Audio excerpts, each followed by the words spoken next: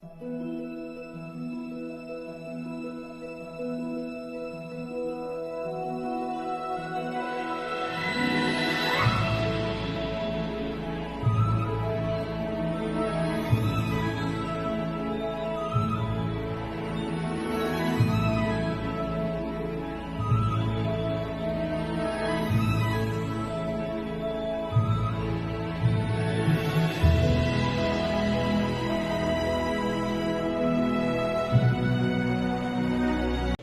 mga best! Welcome back ulit sa ating channel. Sa inyong mga bago dyan, nice to meet you and welcome mga best! Sa inyong mga patuloy na nanood at nag-share ninyong mga ideas and comments, maraming salamat! May ganun factor. Sa inyong mga nagtanong, sana niliwanagan natin kayo best. Hindi lang sa akin, kundi sa mga nag-comments dyan. Kaya pakibasa yung comments dyan pag may time. May mga ganun.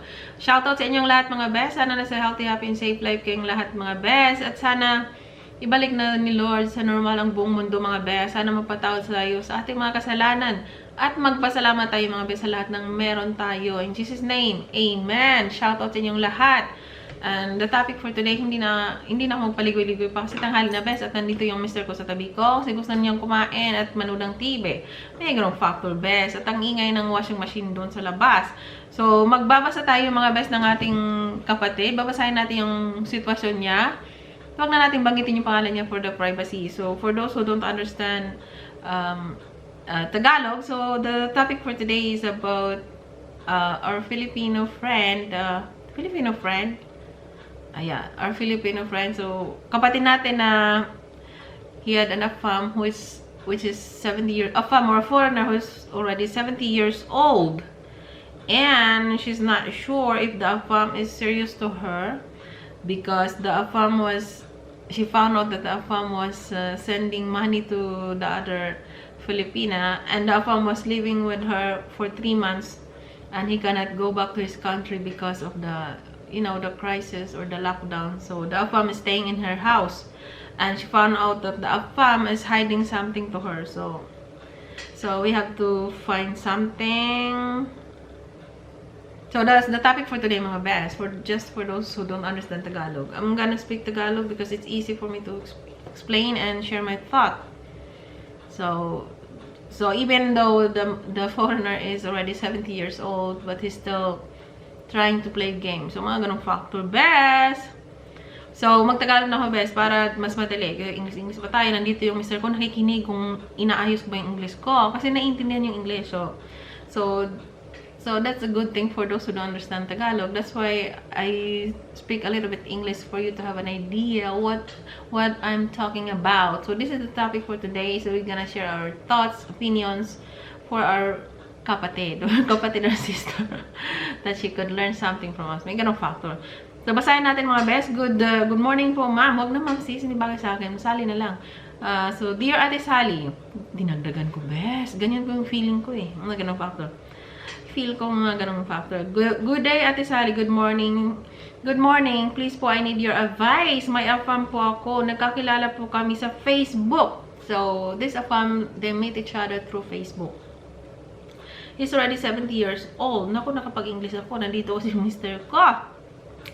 Nabulunan ng lola niyo, best. English kasi. So, he's already 70 years old. Lagi kami nag-video everyday. Sinabi niya sa akin na may ex-wife sa Pinas. Ha? So, si AFAM is, you have an ex-wife sa Pinas.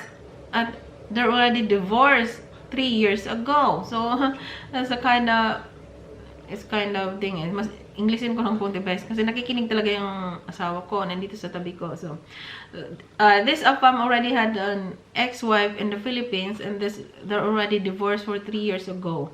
And he talked about his life before February 19. Feb 19 ba to best? O Feb 2019? Mga ganong factor. Feb 19 kasi nakalagay dito. So, baka Feb 2019.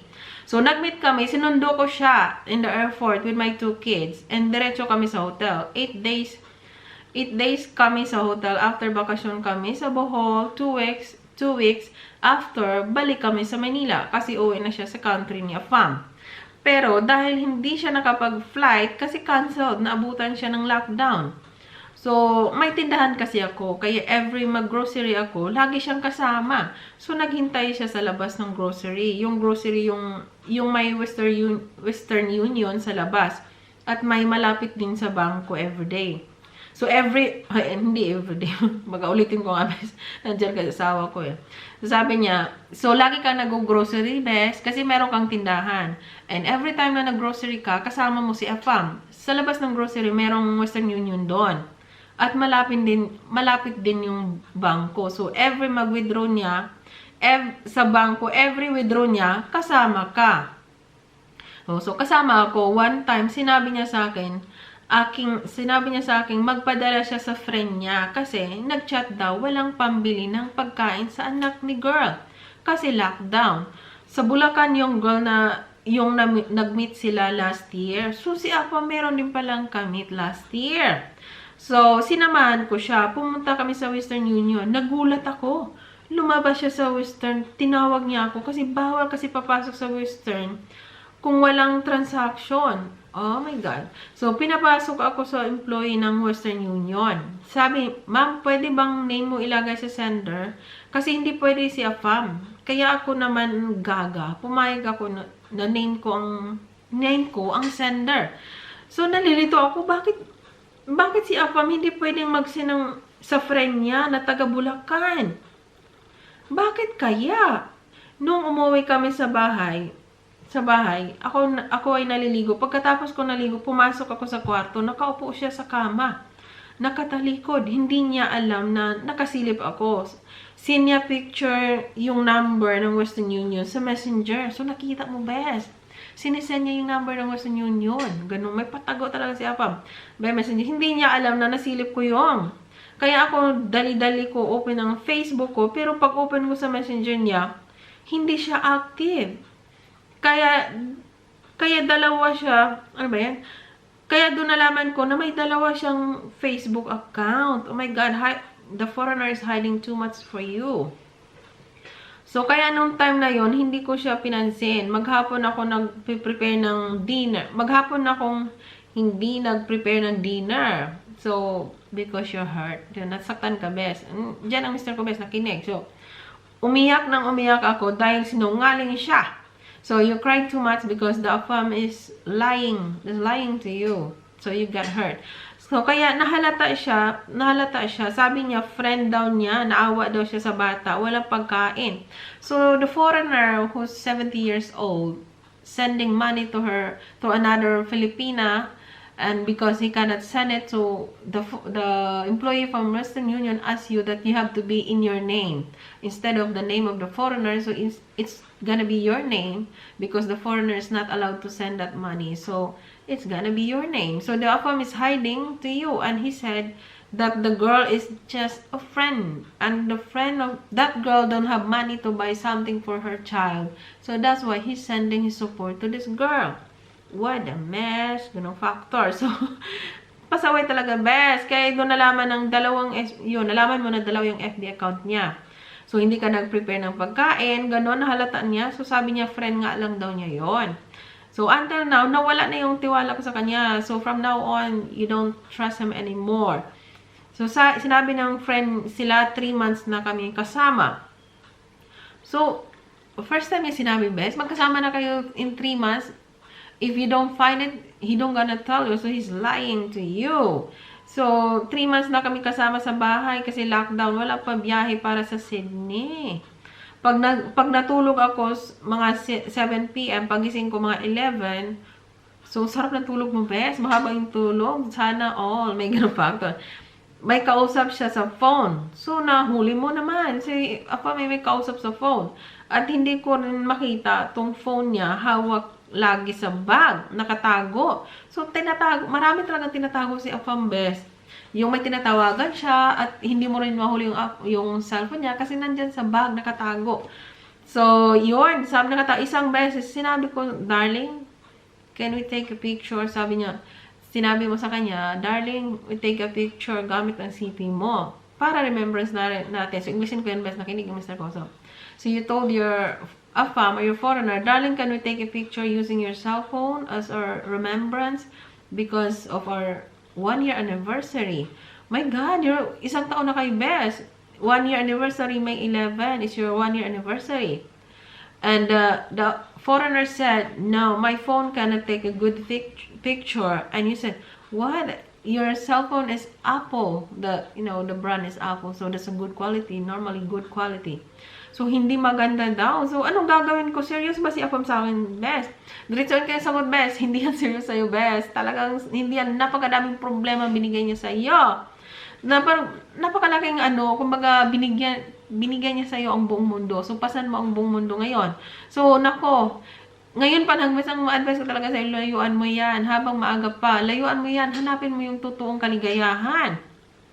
Talagang nakikinig ang asawa ko, best. Kasi gusto niya maintindihan yung pinagsasabi ko, best. Kasi nga, pag Tagalog ako puro dito, hindi niya maintindihan. So, parang wala siyang ganang sumali. May ganong factor. So, English-Englishin ko yung iba dyan.